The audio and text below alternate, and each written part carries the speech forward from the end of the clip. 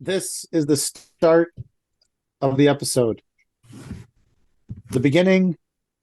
This is where we start. We have no plans for this episode. Mike apparently has a hot take, and I'm trying to figure out what pair of Brunt workwear boots I should wear.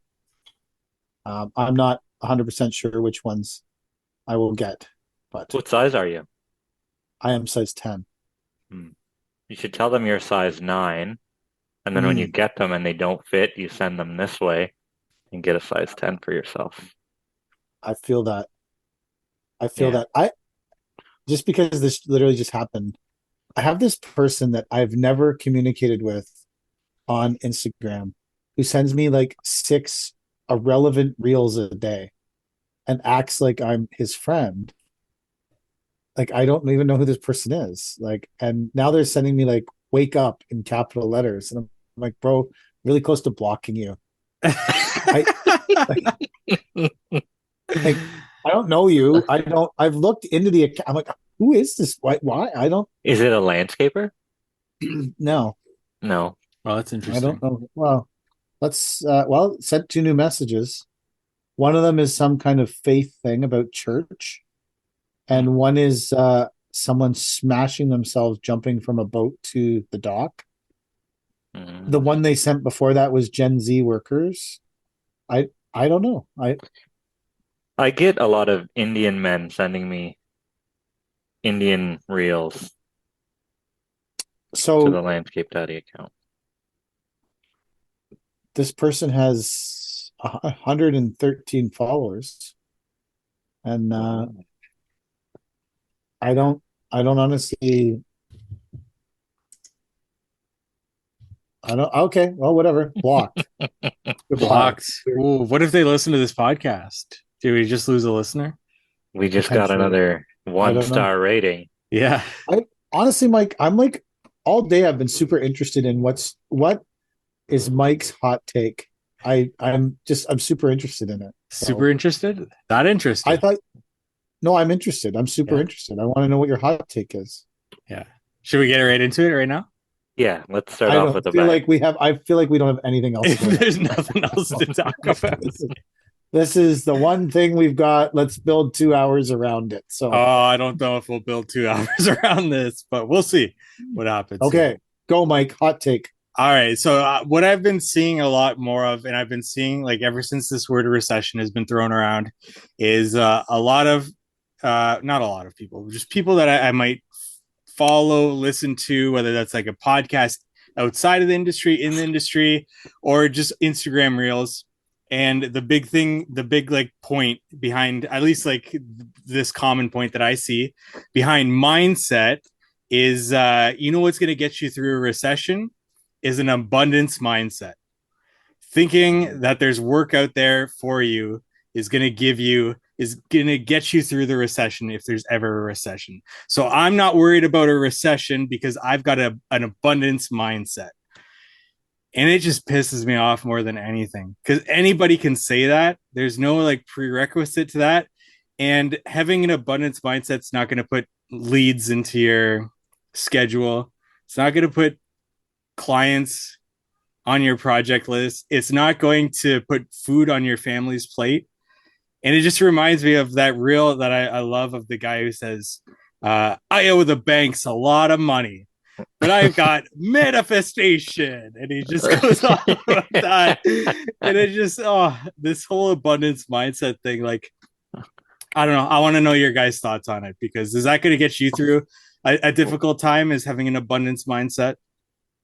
I think Uh, an abundance mindset works if you have an abundance of cash in the bank. That'll get you through a recession, right? Like we try and hold pretty heavy in the bank, but I don't know. I'm not wishing my way through a recession, hoping that I'm going to fill the client list or the calendar with tons of work just because I'm willing it, right? um, so I'm gonna be honest. I have never heard of the abundance mindset till this moment, Wow. Really. but I don't know. Maybe my Instagram feed isn't full of the same reels as your guys. Do you remember that book, The Mine, Secret? mine. Sorry. No. No, Go ahead though. I'm it was interested like in a it. big thing that was popular with women, like I I've want to heard say about 10 it. years ago. Yeah. It's like it was this book about um what's that train of thought there where you wish things and then they come true just because you're thinking about them a lot. It's that same sort of thing, but I think this Yes. time around, instead of being geared to middle-aged women who wish things to be true, it's geared to landscapers that are afraid they're going to lose their shirt. See, the thing that really pisses me off is that there a lot of people just want the easy fix, right? And if somebody gets on a podcast and just says, you just need an abundance mindset, that's what you're missing out. And you know what? These people kind of buy into this whole mindset of abundance will bring them whatever they need, and they don't need to do the hard work. Like reality is going to kick in and kick them in the butt if you know something does happen. And I just think it's irresponsible to the people uh, who are just spouting this nonsense to people and trying to get people in their funnel, I guess. Well, but I think that so one thing, I guess it's a different thing to spout. Like you got to keep changing the message. You can't just keep saying the same thing over and over again. I guess that my reels have been full of lately the gurus. I haven't seen the abundance mindset, but one thing I have seen a bunch of the gurus pushing hard is drop out of school and start your landscaping business. I'm like, this is like fucking asinine. And then they're interviewing people that have a college education and have finished high school. One of the gurus is interviewing people going, what do you think of college? And the guy's like, oh, I think it's a waste of money. Well, bro, but you have it. Like it's easy to say, like all three of us have some kind of post-secondary education. Yeah. I can say that I use zero part of it in my business. Yeah. Well, I don't know. I took advertising, so maybe this is part of it. I'm advertising. Anyways, I I still don't think it was a waste of my time, and I don't think it was a deterrent to the growth of my business. Like this whole mindset that you need to. There's literally a mindset where you're dropping out of high school to start your landscaping business so you can grow it faster, and you're wasting years of your life if you're and I'm, but like I enjoyed. I mean, I didn't enjoy the high school part of high school, but the social part of high school, I had a good Yeah. time. Yeah. Like I've spent a lot of my life when I was in high school working in a landscaping job. Yeah. Like I enjoyed the parts of it that weren't landscaping. I don't think that I should have started landscaping full time with my own business in grade 9 and dropped out of school and focused solely on cutting grass or laying pavers. I don't know. I think that's a dangerous to me is a dangerous. I think the abundance mindset is dangerous too. A lot of the stuff that gets spouted. I know that uh, Zulu, our Zulu, he posted a bunch of stuff this week about all the stuff that these people spout out is shit that you could get for free, and they want you to pay them, and that a lot of this stuff is dangerous stuff that you can really script your life. Like, There's something to be said about what is it, like survivor bias, where you know somebody who has grown a business then starts to teach other people how to grow a business, but that the way that they grew their business is not necessarily going to apply to everybody because everybody has their own personal experiences that they bring to the plate whenever they're trying to build their own business. And what doesn't get talked about are the times where people go out of business, and you never hear from those people because it's the survivor that you hear from.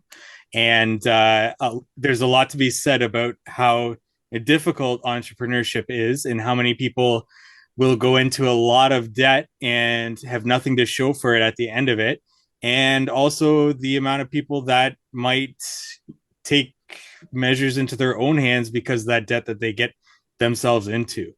And yeah, I just think it's irresponsible whenever I hear anything about mindset in general.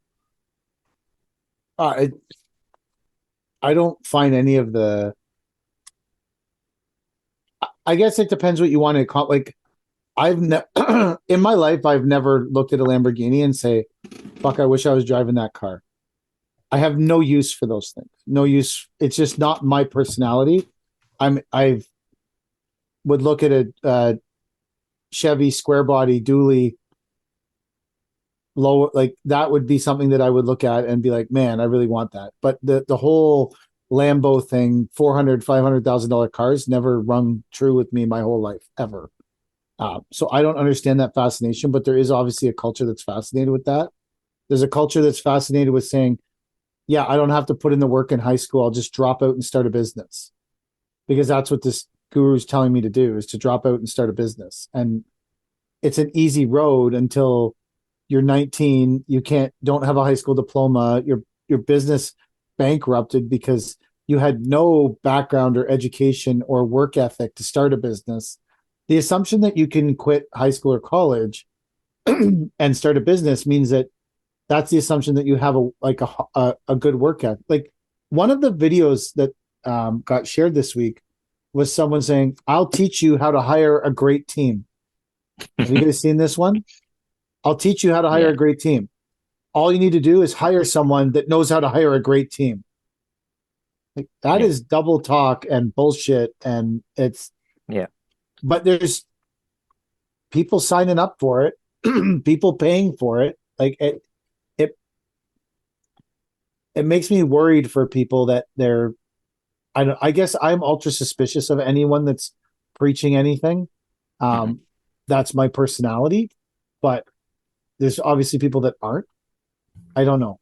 Like, it's even like we were saying the other week that when the gurus are competing with the other gurus and are now at a stage where they're complaining there's too many gurus, like, it's time for the whole industry to be like, the moment you tell me that you need me to join your gang, fuck off. Or go Yeah. to your sham university or what, like, you know, it just, I think it's hard for people who are maybe trying to do some, I think it's becoming an increasingly hard environment for people who are trying to do some legitimate stuff in the industry. Yeah. Have legitimate training courses, legitimate stuff. Like, I think that's becoming an increasingly hard environment for them, because all that will happen too is the gurus will just keep lowering their price to get people to sign up, because they got nothing Yeah. invested in it. What do they care? Like, it's Yeah, like, it's just a couple of videos and that's it. That's their yeah. entire investment, right? Like that's all they have to put out to get some sort of return. There was a video this week of a guy getting out of a G-Wagon talking about how this is how you do a site visit. And it mostly focused on him putting on a hat and talking about how he had to protect his neck and skin. But doesn't show, he's like, okay, let's go to the door. Doesn't show that part of it. Yeah, I measured all this and got all these. Doesn't show any of that part of it. Just him wandering around talking about how he needs to put on a hat. And although he didn't, I'm sure it is true that if you asked him, he only bought the G Wagon for the people. Didn't want the G What Wagon himself. did he Like, buy it or did he take it on a term? Like is who it a he 120 didn't. months? I've never seen the G Wagon before. That was a new. It might be an old. I don't It could how be like half paid off by now. maybe he's had it for G Wagons have looked the same for 30 years. So Yeah, the true. 150-month plan works on those motherfuckers. They've never changed. That's true. Isn't there some sort of like there's a reason that people buy that particular Yeah, I Yes, was car gonna because say it's that. there is. easier There It to is. hits write the There, off weight limit and something? it's a full write Is off. it Yeah. yeah. So really? yeah, in the States, to get a write off, you have to go over like 10,000 pounds. Okay. But the only luxury vehicle that weighs more than 10,000 pounds is a G Wagon. So Right. that's why Really? everyone has them. Yeah. Do you need a CDL to drive it? Like, that guy Whistling Diesel bought one and has been like beating the shit out of it for like 3 weeks or Really? whatever on YouTube. Like, the thing does seem to be totally indestructible, but See, I sat in one when we went to the Mercedes dealer. It was, I mean, for a car that costs as much as my house, like, I mean, it is what it is, but I'm not going to go out and remortgage my house to buy one of these things. everyone says that You know? they're horrible riding and horribly uncomfortable. Well, if they're anything like the similar, like low end brands, like a Bronco or a Jeep, yeah, it's dog shit, but I don't know. I don't. I don't. I don't have an affinity for the G Wagon. It's not my kind of ride, but I understand why people buy them so they can write everything off. But that's a poor excuse to purchase one of those, really. In my Just for a opinion, write-off. I guess. Yeah, just for Yeah. a write off. If you're buying something just for, I mean, if you like it too, maybe, I guess. But just to buy something just because it hits the weight limit that you can write it off in full, I think it's a poor excuse to Well, spend you're your not a money. guru. I guess so, yeah. You I don't should be have the saying mind. something different, right? I should be You don't like, have the Yeah. mindset. yeah. You should be. No, I'm sorry. You don't buy one G Wagon. You buy 10. 10 G Wagons. You buy 10 fucking G Wagons, then you sell them at a profit. Then you take that and you flip it into your real estate portfolio. And then you sell your real estate portfolio to a tax shelter in the Bahamas. And all of this because you started cutting grass at 12. A And 12. if you had waited till 17, there's no fucking way you could have accomplished this when you graduated from high school. Like, But to back up on that, like if these guys are telling you to quit high school and start your company, like if you no, can't quit high sit school through, and join their university. wow, if you're quitting high school for anything, if you can't sit through high school, there's no way you're going to go get to work on a hard day. There's Like something to be said about that, right? Completing high even, school, completing post secondary, like you're doing something that I would say the majority of people don't enjoy sitting through a yeah, class and sitting yeah, through that. So you're kind of proving to yourself, and if you do become an employee, to an employer that you are willing to put in the work to get through things that you don't enjoy. And there's things in business that I'm sure we all don't enjoy doing, but yeah, we do Vast them many. because you need to yeah. do them. Even my Oh, hardest day of high school was much easier than an average day of work for me on any site, right? Like I mean, those are the golden years. Don't quit your high school or your college to come and be a landscaper. Landscape in the summers, get your toes wet, find out how shitty it is, and then go back and party all year, and then come back and do a shitty job all summer again. And then whenever you realize that your university or college degree isn't going to get you anywhere, then you start your landscape career. That's what I did at least. but you're not. You're think of the years you wasted that you could have been growing your landscaping business. Like you could have had a Corvette. See, You could head a yeah, G but wagon. I grew as a person. The business didn't grow, but I grew. But we don't care Like, about you as a person ever. yeah, but That's one. That I'm is one. That's a great inseparable. point. Yeah. No. Well. Like I am inseparable from my business just based on the all the experiences. Like they go together, right? And maybe I'm not completely drunk at work like I was in university for the most part, right? But there's still natural design is my company and everything I learned from college and university and the experiences that I took from that 5 years of my life, they're somewhere in natural design, right? They're the reason that I get up It's so I don't have to be broke again like I was in college. well. Also, though, there's a way you can say that, like, successful or unsuccessful, that all those experiences helped you manage people. Yeah. The more interactions you have with the more people, like dropping out of high school in grade 9 to start your landscaping business and never interacting with anyone that doesn't have something to do with your landscaping business from the time of 13 for the rest of your life, I don't think you're going to be a well-rounded person. No. I'm just That's putting that out there. You might have Lamborghinis and G Wagons and Corvettes and have launched your own university, and you're still chilling in your parents' basement apparently, but you're like, you might be doing those things, That but I don't going think you're going to off, be well-rounded. yeah, going off that, like what high school and if you do go to university also helps you with is, getting to it like group projects or surrounding yourself with people that are different from you and have differing opinions from you, and you're forced into those situations. Whereas if you go off and start your own landscaping business and you surround yourself with a gang or a herd who all think the same way, who don't challenge you in what you are doing or what you're saying or anything like that, it just becomes an echo chamber where you think like whatever you're doing is correct because of this echo chamber, essentially. I Yeah, I totally agree. Like, it's they are. I don't know. I think that there's a bit like I don't. Know. I don't. I think that this time I spent in college, I don't think any of it was wasted.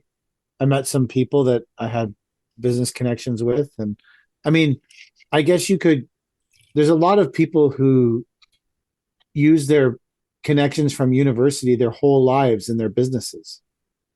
So I guess you can either buy an expensive car and hang around at car shows hoping to make those connections, or you could educate yourself at university and perhaps make all the same connections anyways and be educated and not have a $300,000 debt for 150 months. All that stuff could happen. Well, I guess you could still have the same debt from university, but you don't have the fucking car. So I guess there's that argument to make too. I don't know. The time at university is kind of made what you get out of it is what you kind of put into it. Like I didn't do anything in university. I could have made that time more useful, and I didn't, and I didn't get as much out of it that I could have. Right? It just whatever you put into it is what you get out of it, and same with business, and same with everything else in life. And yeah, How do you think you put enough in, Chad, at university? That no, no, no. Like not in order to get my degree. Absolutely not. I didn't put the time in, but then the further I get away from the time that I spent in university, the more I think that it was never a good fit for me to begin with, right? Like I was never going to be that guy that the high schools push you towards in like, oh yeah, you're going to get an English degree, you're going to be a teacher, all this stuff, great. Like that's success. That's what you need to do. Like looking back now, that was never, ever, ever the right step for me as they like booted me out of high school, right? But that's Uh, not saying that you wouldn't have gone to school for something different. Like a yeah, post secondary education doesn't have to be English. yeah, so I wanted to be a Yeah. carpenter, right? Like, and I sat down in the guidance office and they're like, no, your grades are too good to go to college. You're going to go to university. What do you want to do there? And I didn't know anything about any of the other careers that I could have, right? So I'm like, well, if you're not going to let me be a carpenter, then I guess I'll learn English. Like, that can't be too hard. I already speak it, right? Like, Yeah. my grades in that are okay. Like, you can fake that. Legit point.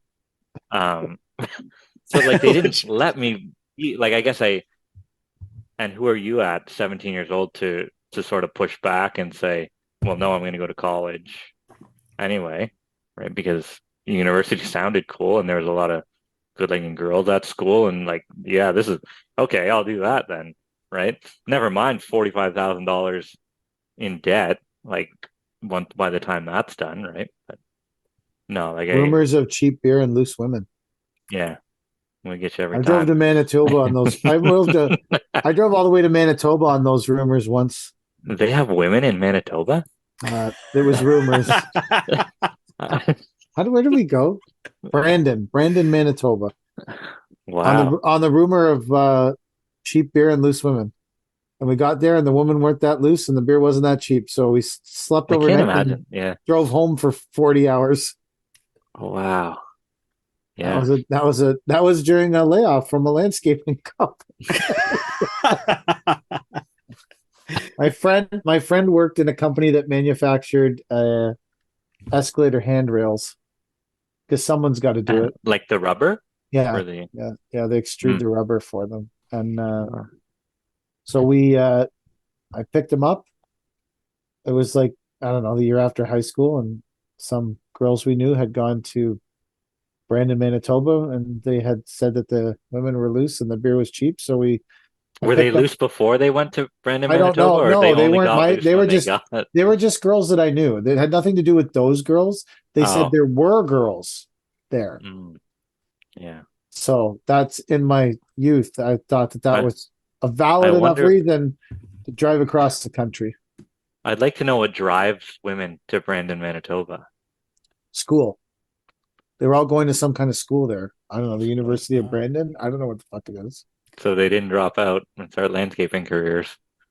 No, That's for they sure. were all going to school there for some reason. I don't Hmm. remember why. I just Hmm. I know that when we were leaving, my buddy's mom was scared that we were going to die In because we Brandon.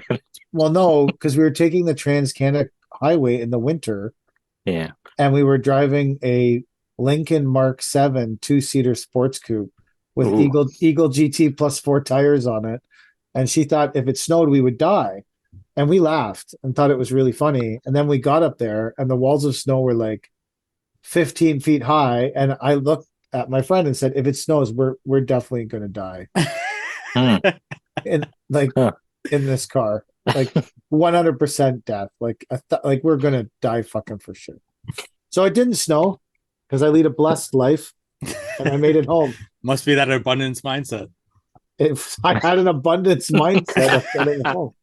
Like Abundance of women and beer. Well, that didn't interestingly, play out. That didn't play well, out for PK there.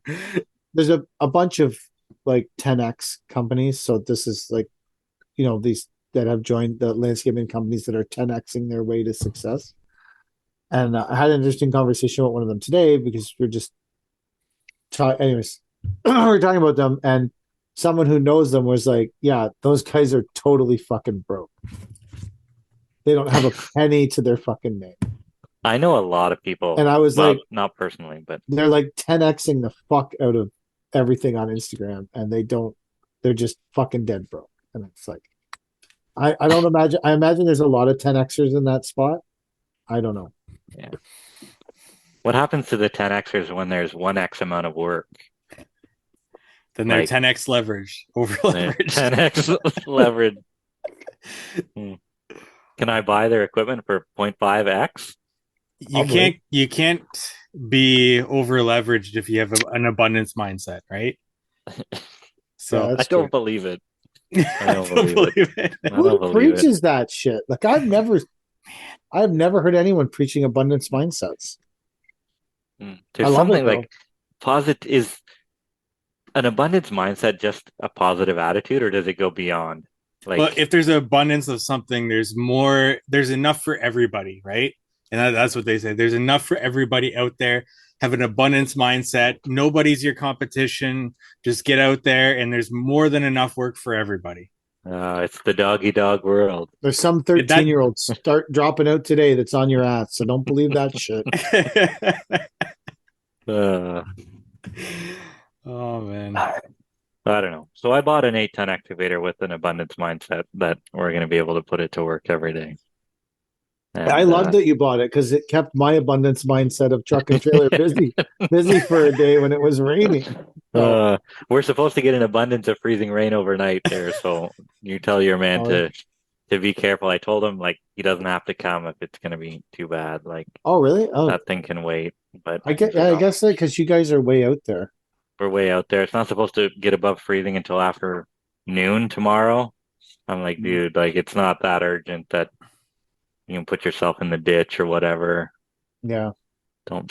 So I'll leave it with the king to decide whether See whether the that float well, move it's is saying coming it's saying tomorrow. that the morning is 1 to 3. You have one to Wow. three. Yeah. I have freeze rain all morning. Well, we Uh, have +4, then going to +13. 20 mm, to 25 mil tomorrow. yeah, we got quite a bit, and I'm sure everybody loves hearing about our. We have 40 to 50 mils of rain tomorrow. Really? Wow. Yeah, That's yeah, intense. yeah. So 5 mils freezing rain in the morning. So Mother anyway, Nature, Mother Nature's got the abundance mindset there. for Cornwall, yeah, yeah. We still have an abundance of snow, so Really? hopefully that. Oh We don't yeah, have any snow here at all. yeah. I know. I know. I see everybody's videos. Seems like nobody has snow except us.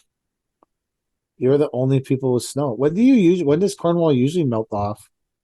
I should have been melted off 3 weeks ago. So why isn't it melting in Cornwall? I don't know. It's I, most my abundance mindset isn't strong enough, it must be that and Great not Wolf. enough abundance of sun.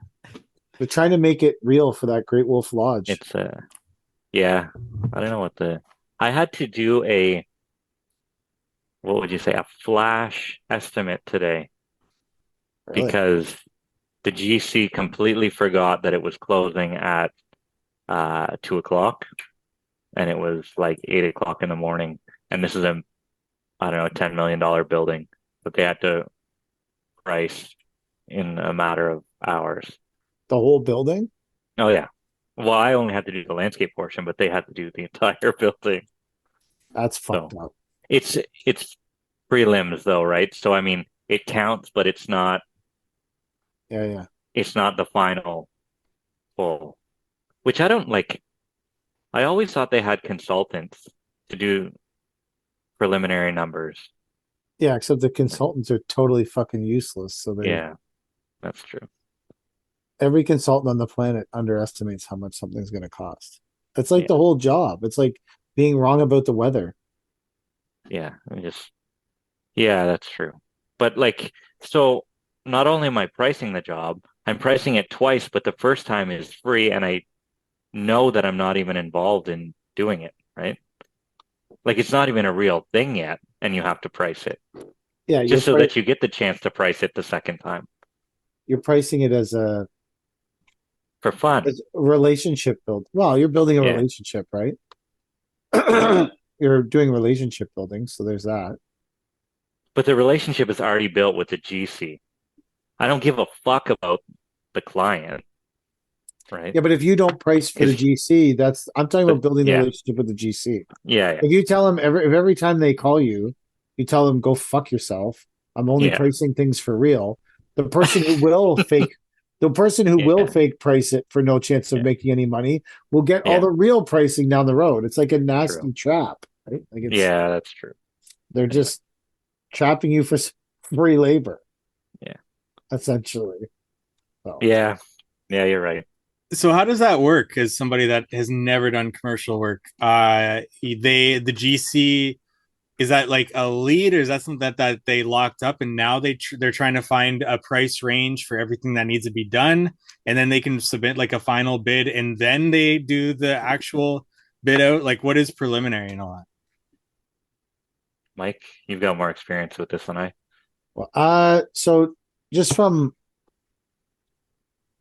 like we bid a lot of Metrolink stuff, so I don't know if this is the same kind of thing, but when we bid all the Metrolink stuff, there was like everyone would make a proposal to what they think the building should look like. I think it was like a design thing, and then everyone would present their, and we were involved in some of that where it was Oh, that's way before when I would get involved in contract. Like they bring you a set of drawings and everything, and you just throw a landscape number at it based on the trees, the sod, all this, the but interlock and that's what we everything. were doing. Right. But there Yeah. was like four competing companies trying to get these Metrolinx jobs, and they were the one that we dealt with all the time. We would price their drawings, and then they would submit, this is what we can build for this amount of money.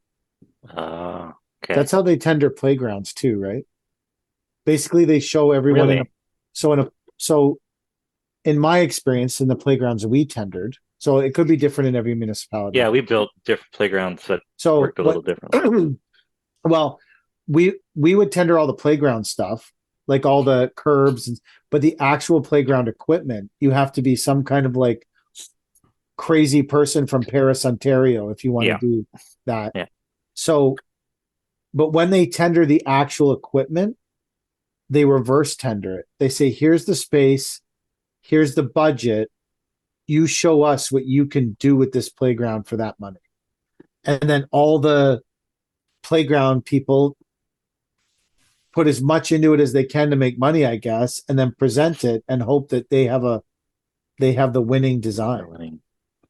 So like one person might put in a big slide, one person might put in a jungle gym, one person might put like that's how they were doing it when we that was a long time ago, but like that was, and I thought it was interesting because they're basically saying put in as little as possible to get this job.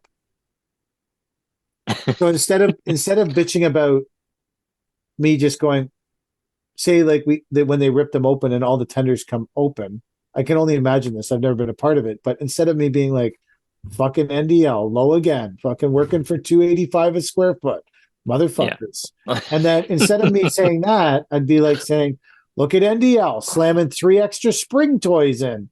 Like you got money for 3 spring toys in this space. Can't believe they would spend like it's just a different bitch. It's the Yeah. same thing. It's just a different bitch. Was that like a real number that you posted today? That 284? Oh yeah. 244 for lift and relay interlock That's an in our insane. city. Like that's an That's irresponsible number for them to accept. yeah. Like I would They will. reject that. Oh, they will. Oh, they will. Because not They'll too accept like it. 5 years ago. Absolutely. So Wow. what happens with that price, right? So a little bit of backstory who for anyone who hasn't seen it. On my Landscape Daddy, I posted the bid results for my local Cornwall interlock lift and relay paver uh, request for price that just came out this year. And the bids were on the low end 244 a square foot. And then there was one guy with 1350 or something like that, a bunch of 15s, and then I was at 18. I just threw a number at it. Like we don't really have time for it, but uh, you're better off to be in it because then you can see Yeah. the numbers like next year, right? Like if you don't put in a number, then you can't see everybody else's number, right? So Gotcha. it's good to just be current and keep bidding on these things, even if you're out to lunch, just so that you can keep a record of what things go for. So you have a major recession next year, knock on wood, it doesn't happen. But if you got to go and bid like $10 a square foot to win that job, you're in the ballpark then, right? Um, but one of our local guys bid $2.44 a square foot to lift and relay pavers uh, in our city. So the city will call you up and they'll say, "Oh, at the corner of this and this, we had a lady that tripped. You got to go and lift a 4x4 space or whatever." Right? Or we had a tree that died and we're not going to put a new tree back on the boulevard in downtown. So we're going to fill that hole in with interlock again. And you got to go and So is that put, citywide? That's not like for a yeah, specific project. That's like if the city needs you yeah, that year, they'll call you up. that, yeah, that's citywide. Like we got a trip hazard here, or they're putting a new water line in somewhere, and there's a brick path that goes through. Yeah. Um, you got to put the brick down after, right? So it could be like a 4x4 that they have to go out Oh for yeah, 244 a square foot and oh fix. yeah, yeah, yeah. Like you can bundle them in, right? Like you'll say, okay, we'll get it on the next Friday or something, whenever we Oh, have like okay. two more like that to do or something, right? Like for the most part, they're pretty reasonable, but you're never gonna hit it big and be like 20,000 square feet. Like, yeah, let's go. Um, so yeah, you're playing with nickels and dimes trying to make any sort of money on this stuff. I feel like that person that bid 244 didn't read the contract right or something, or found some loophole. Because how could you couldn't do anything for $2.40? Yeah. Like, Like even if you're alone, to lift and put down 100 square feet, which if you're good, I'd say is a 5 hour thing to lift, clean, no. and more, less. I think that's like How? a day for one person. Yeah, You you're gotta probably lift, right. you gotta lift and scrape every brick. Yeah, I'm just we saying, just like you smash gotta them lift, together, but scrape every brick, and you gotta wedge them out, and you gotta keep them in the pattern almost because you're not yeah, getting any new brick. So 100 square feet's a big area, man. You almost gotta lift it in a pattern. And then you got yeah, to regrade it, lay it back down, tamp it, sand it. Like, yeah. what if it's in the middle of a like the say you're it's like a Like, corner and it's right in the oh, dead center, and they're like, just lift that 100 square feet in the dead. You're gonna wedge up one piece to get going, and like it's I fucking crazy. I've spent many a Friday afternoon at the corner of a busy intersection lifting and putting back pavers because that's what the tender was, and Yeah, I was the winning bid. Like, there's no parking your truck in the right direction so that you're shielded from the traffic and everything. Like, you're but risking your life for this. I don't know, must have been $5 a square foot we were making at the time or let's something. say it's let's say it's but let's say it's five. You got it at 18. Hmm. You so you get $1,800 for a Yeah, 100 square feet. So if you yeah, sent two guys there and they took a day, you're winning at 18. yep, yeah. Which is, I knew my number to make that work for us, right? At 15, could we have done it? yeah, the guys would have had to hustle, right? But there should be still some money left over for us, right? Well, Assuming we don't have a your million other cost things is to do. labor and overhead, truck, whatever. Yeah. Like, and what are you buying? Like a yard of screenings or something, probably? Yeah, stone dust. And actually, so anytime we did the city interlock tender, we'd put in poly sand just because the only other sand, I think we talked about this, but they said you could use regular masonry sand, but try and find a bag of dry masonry sand anywhere, Yeah, right? It doesn't come out dry. So what are you going to do? Bring the torch there and dry the sand and then yeah. sweep it in and dry it and sweep it in. Like, so we ate the cost of the $25 a bag or whatever to put the poly sand in just because we didn't have time to watch sand dry. So,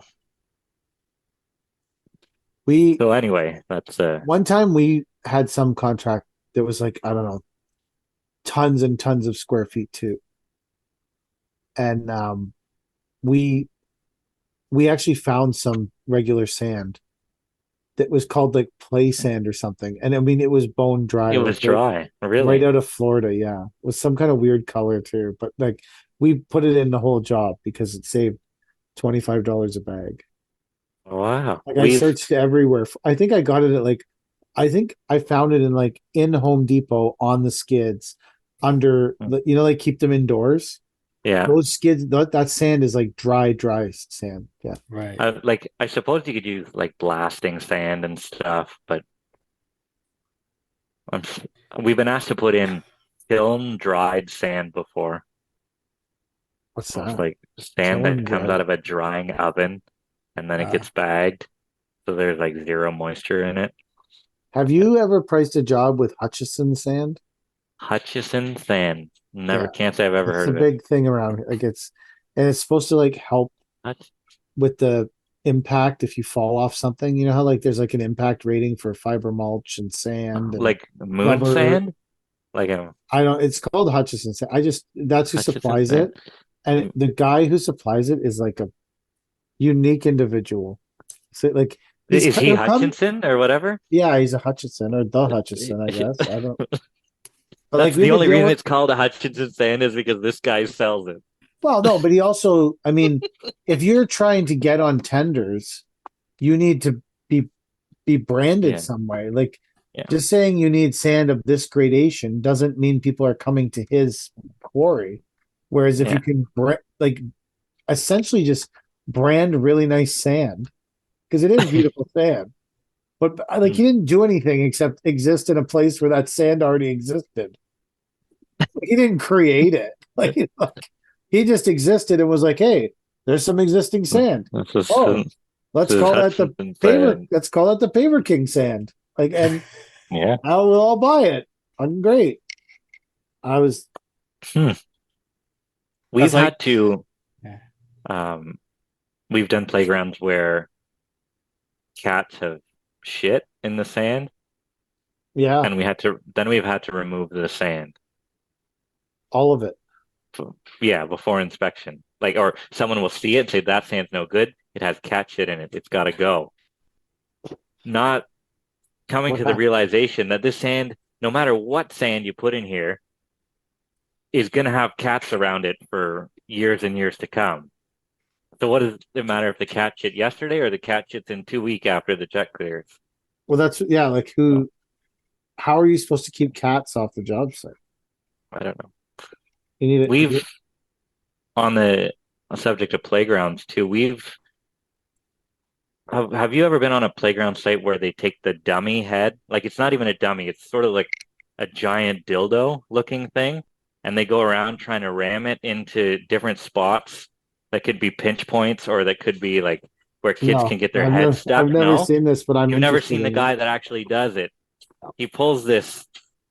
That's what it looks like. It looks like a dildo, but it's monster, right? Like the size of a child's head, right? And he's ramming it in different parts of the play structure, making sure a kid can't get his head stuck in there. And they've had these like, the spider webs made out of rope and stuff like that. Yeah, yeah. Um, so he'll get one in there and be like, look, it's getting stuck.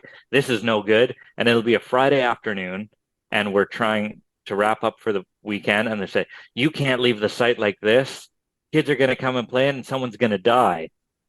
So you're taking snow fence and you're wrapping it around this play structure, making it even more dangerous because Yeah, there's now all this like snow fence, this like razor wire at the corners, yeah. and you're just wrapping this whole thing and zip tying it in every which place that you can find. And like, who's to tell you, yes, now it's safe. Now the kids won't play on this. Like, give me nightmares thinking back about stuff like that. We used to do like playground renovations, and they used to tender them at like 8 or 10 at a time. And a lot of people wouldn't bid on it because it was a lot of like 10 playgrounds. I used to keep clipboards on the dashboard of the truck, and every clipboard was like for a different playground because there was 17, and they like prune bush or like replace one section of wall or like a pressure treated wood wall. Like, it was all this like little stuff. But when you added all 10 playgrounds up together, it was a lot of like fairly and there'd be one or two playgrounds with a lot of work, but the rest of them would all just be like you'd be driving into the middle of nowhere for like to do two things, but you'd want it anyways. It was I just that was something we did for a long time. Is these every year It we can would be do pretty a lucrative, playground. I guess, right? Like if you bid it right. We did well on it because it was something that no one else wanted to do. Like we always spent most of our time bidding shit that no one else wanted to do, Yeah, so that yeah. that way it would we would eliminate so many people from bidding it. But now And it used to be hard to bid jobs. Like you used to have to go and get the tender and watch the daily commercial news to see when tenders were coming out and where you could pick them up and all this. Now yeah, you just go on bidding go go endlessly online. Yeah. and Which find that's like shit. But like I okay, still don't know yeah. if I won this Kingston tree tender that I priced 2 weeks ago. That has to be done for August 27th. Like they still haven't released the winning bid. So Did you get the I'm Napanee job? I don't know yet. I asked about it today. I didn't hear about it, but we'll know soon. Um, so yeah, I don't know if I got this Kingston tree job that has to be done in a 3 week window. So I'm going out and looking for April work when I could already have a completely full schedule. So What kind of April work are you looking for? I want to slam out a bunch of residential stuff in the 3 week window before we're spoken for on some of our commercial jobs. And I'm hoping we can start up next week. And even if we get like one walkway or two walkways in a week, like it would just help morale to put some money back in the account before going another long stretch without getting paid. Hmm.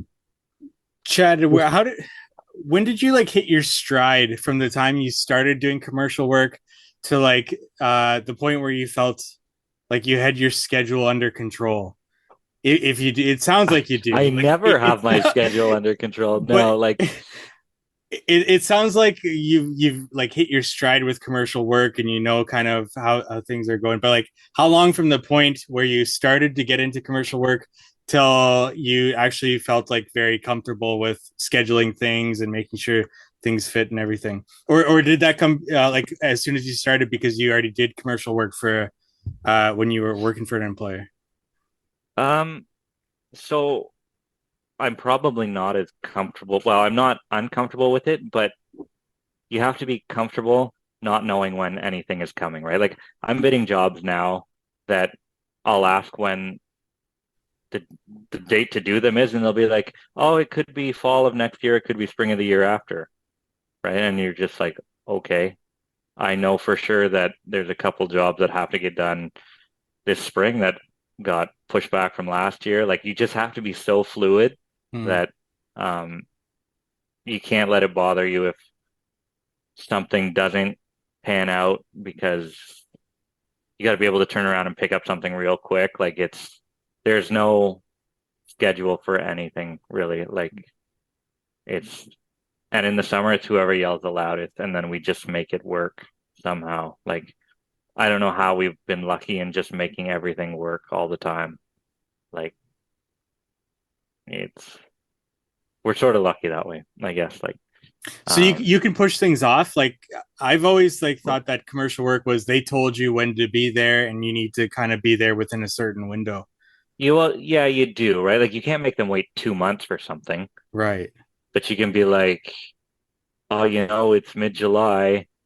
The city doesn't require us to put down sod in July and August because of the temperature, right? So you're gonna wait, or it's not seeding time, or we can't plant, right? Like you can manipulate things, and the way you talk to people will help you with your schedule, right? Mm-hmm. Like, so they know that they can't ask me to put down sod in July and August, and I'll say because it's going to cost me $1 million to water this stuff, and it still might not look as good as if we put it down in September, October, right? So I schmooze them that way. Um, and then tree guys will be like, "Hey, you got to put them in July." I'll be like, no, because you don't plant trees in July, right? Like you plant them in the spring or you plant them in the fall. So we have some leeway with that stuff, but um, honestly, with our GCs, like you just talk to them and tell them what's going on and be like, this is when I can get here. And they deal with it, right? Gotcha. Because you're low bid and they want to work with you. And if you have a good relationship, they want to keep it up, right? So we don't have a lot Right. of competition in town, but maybe I shouldn't say that. We have the best price anywhere and the best quality of work. That's why they come to work with us. Gotcha. Yeah. It's I wouldn't trade commercial for the world. Like I just love it. I have so many more stories coming out of commercial work than I ever would in residential, I find. So, I so today I was like, I don't know, feeling like we're not busy, we're not busy, we're not busy, blah blah blah. Like I'm a horrible person. Anyways, like I just was having this like moment, and then I started thinking like we're not busy. We should be doing more. We should be out there. We should like just like in my brain, and then I started like really thinking about that. I said, okay, well, we have a residential crew working. I have um the other residential crew leader is was floating some equipment for that crew this morning and then went to the dump to finish cleaning it up because we obviously trashed the fucking guy's road. So we are fixing it for him, which, so we got a couple things going on. And then I was like, well, we have one triaxle hauling regrind for a client, one triaxle digging a pool with a client, and one triaxle floating equipment for clients. And then we have two bin trucks that ran from 7 o'clock in the morning till 6 o'clock at night or whatever tonight.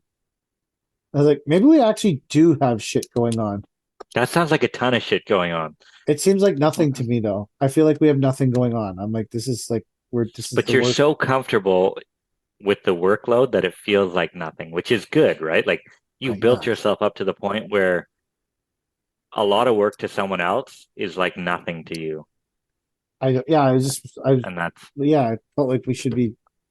What more could we get it. going? You're like the frog boiling in the water and you don't realize That's a nice that you're analogy. boiling. Well, maybe not. I don't know how it works. No, because you're so used to the heat that would fry someone else, but you're sitting in there like a nice So, warm oh bath, yeah, right? I'm in there with a Like, warm bath. you're Yeah, you're in a warm bath with a frog. I That's like got invited to the commission, which is interesting. The I've the never. commission. LO commission. No, this is like the private Oh, Durham Region Landscaper Commission. mm, So hmm. I got invited to the commission, which As to be a I've never. member, or No, just to go. I've go. never been invited to the little commission get-togethers before, so I'm excited. I think Hmm. that mostly I got invited because of Ross from the Brickworks. I think that he's He is probably a funny guy. I He like him. is, yeah. I like his He, reels. he's really yeah, funny. he's well, I think he advocated for me. I think that Nice. he said, "Listen, we should get Mike here. He's part of the community." I feel like he probably advocated for me. I know he listens to the podcast, so I Hmm. um So what do they do at these commission meetings? I'll be able to tell you next time we do a podcast. Oh yeah, Nice. I think they do a lot of discussion on the egg market because Matt Beam is a big egg egg farmer. person, sells a lot of eggs on the egg farm. So I know that might be a top. Maybe everyone's required to buy some eggs to get in. I don't know. Do you think there's a potential that they make you president of the commission, just like No, LO tried to do? They No. didn't make me president. No, I was talking about. Listen, I was too busy taking down Enbridge personally. I, I got time to go to hello. I'm busy taking down Enbridge all by myself with 3 Instagram posts about it. I brought them to their fucking knees. On Thank you, that note, Paver King. I've been spitefully requesting locates this week, even for jobs that I don't have yet. I got to do an estimate. I'm sending in locates today. Oh yeah. Oh yeah. Yeah.